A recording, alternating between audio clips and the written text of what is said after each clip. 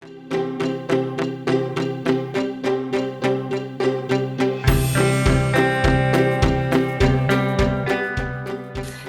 lovely to see you all and welcome.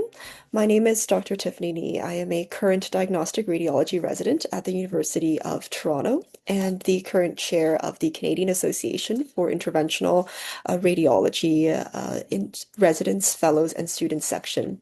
I'm joined today by my co-moderator, Dr. Sabrina Musa, a fellow diagnostic radiology resident at the University of Toronto and our current vice chair of the CAIR-RFS and the incoming chief resident of U of T's radiology resident program.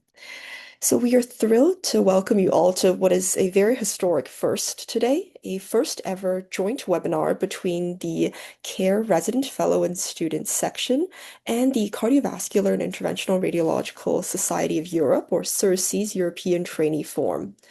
This collaboration represents something that we've been working towards for some time, building a bridge between the Canadian and European IR trainee communities so that we can learn from one another, share experiences, and ultimately strengthen the training of the next generation of interventional radiologists on both sides of the Atlantic.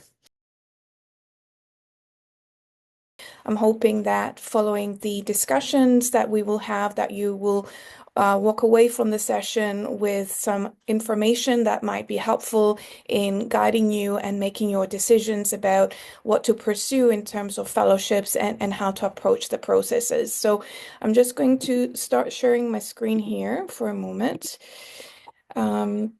So what I would very much like to do for the first, I would say about 15 minutes or so, I'll try to keep brief so that we can have our Q&A session and be able to address your questions.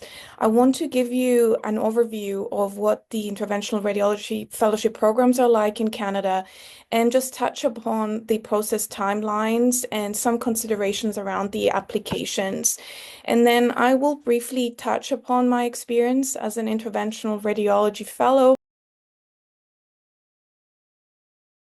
So in Europe, every country literally has its own theory program, how much training for IRs you need. So some of them require 1 year, half a year, some require even 2 years, while some actually don't require any kind of official training.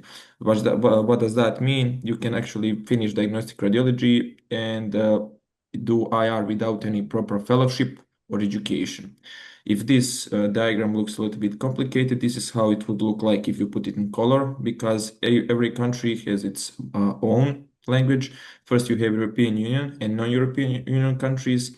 Even in the European Union, if some programs differ one from each other, but most of the time, if you are doing IR in one European Union country for 3 years, they're going to accept you in any other within the EU and probably outside also. But still, the biggest problem will still be the language. You have to speak most of the time their own language, the country you are going to. So, since the training is not same everywhere, there are some opportunities you can use to learn the IR. You can attend the conferences.